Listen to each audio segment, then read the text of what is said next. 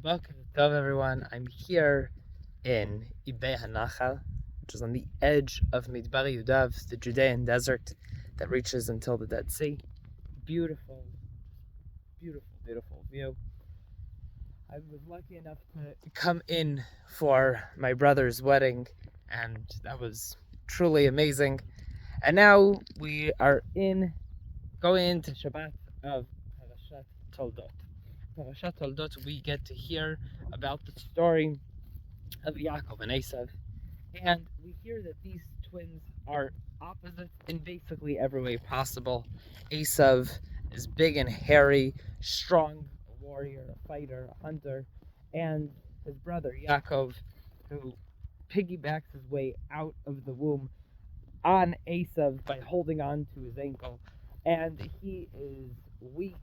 He cannot fight his own battles, and he spends his days in the tent. He sits and learns. That is what Chazal tell us. He sits and learns in his tent. It says that Yitzchak loves Esav because Esav can handle himself, and Rivka loves Yaakov because she knows the prophecy that one day Yaakov will become a great nation. And when we're looking at the story, we know that Yaakov is righteous and that Esav is not. We know the story. We know that we come as descendant of Yaakov, and therefore Yaakov is the hero of the story. But when you read it throughout the Psukim, you see that Yitzchak doesn't want Yaakov to be his continuation, much like how a few weeks ago we read that Avram keeps on sort of fighting for Ishmael to be his continuation. It's enough for me that I have Ishmael. I don't need another son. I don't need Yitzchak, because Ishmael himself follows in the path of Abraham in many, many ways that Abraham does not feel the need for a second child. There is an understanding over here that the Avot, the patriarchs, are looking for people, their children, to follow them, the ones who are the most like them. Abraham has the attribute of chesed, of charity, and he has that within certain proportions of what that means. Ishmael has the same attribute of chesed, just without any proportions, and that is a very dangerous attribute that we can say later on in his lifetime. But when you look at Yitzchak is Din. He thinks that things are the way they are, and that's how things should be, and there is no place for the charity of Abraham. When Yitzchak looks around and he sees his two sons, he sees Esav and Yaakov. He sees Esav, a strong, strapping young man who can fight his own battles. And then he sees the second kid, and he says, you know what, he's a good kid, but he's not going to be able to fight in this world. And in this world, this is a rough world. You need to be able to stand up and fight your own battles. And Yaakov just simply cannot do that. So Yitzchak does the logical thing. Says, you know what? Esav's a little bit of a troublemaker, but he has the strength to be able to handle this world. I'm going to pick him.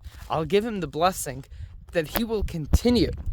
He will continue in my footsteps, and hopefully the blessing will set him straight. But Rivka sees this and decides to swap the kids. And what she does is, when Esav is out hunting, before Yitzchak is going to give him the blessing, she takes Yaakov and she puts sheepskin on his hands, so he will be as hairy as Esav, just to show you how hairy Esav is. And he walks in to talk to Yitzchak and get the blessing, and he says, I've brought you food. And Yitzchak comes and feels his arms and says, Hakol kol Yaakov v'hayadayim yadei Esav. The voice is the voice of Yaakov, but the hands are the hands of Esav.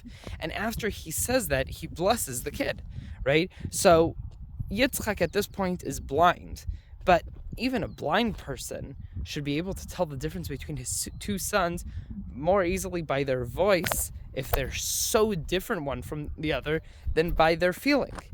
And this kind of shows you, in a way, what Yitzchak has been waiting for. Yitzchak has been waiting for one of the two kids to shift in the other direction and pick up the other one's somewhat good traits. So Yitzchak looks and he sees that Yaakov has learned how to fight. He's learned how to deceive. He's learned how to man up and deal with the reality of this world. So if Yaakov has the kindness and the sweetness of his voice, which is the politeness of Yaakov, the davening, all of the attributes that we would like to have as Jews, that are the gentleness of it, but in addition to that, still be able to man up and use the hands of Esav. This is a child who can survive in this world.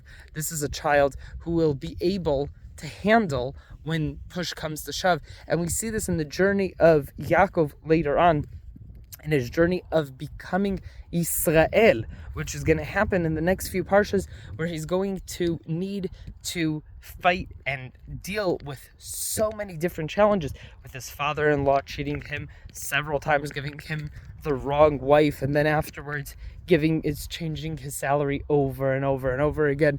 We're going to look at it when it comes to the fact that he actually fights an angel before he can face Esav again. Yaakov needs to become Israel. That is the name that is given to him afterwards. And we are Am Yisrael. We are the nation of Israel. We are the nation that after everything we go through, we get to become Am Yisrael. And this shows us that everybody should have several different tools in their belt. You should have the tools that you would ideally like to use. You would like to be able to have the kindness, the sweetness, the gentleness of Yaakov that wants to be naive in the world. He would like to stay in his bubble of a tent. He would like to look at the world and say, in an ideal situation, how should things be handled? But we also need him to become Israel. We also need him to know when to pick up the sword. We also need him to know when to fight back, when to become strong. And Baruch Be'ezrat Hashem may be zoche to have all the attributes of all of the Avot. Shabbat Shalom.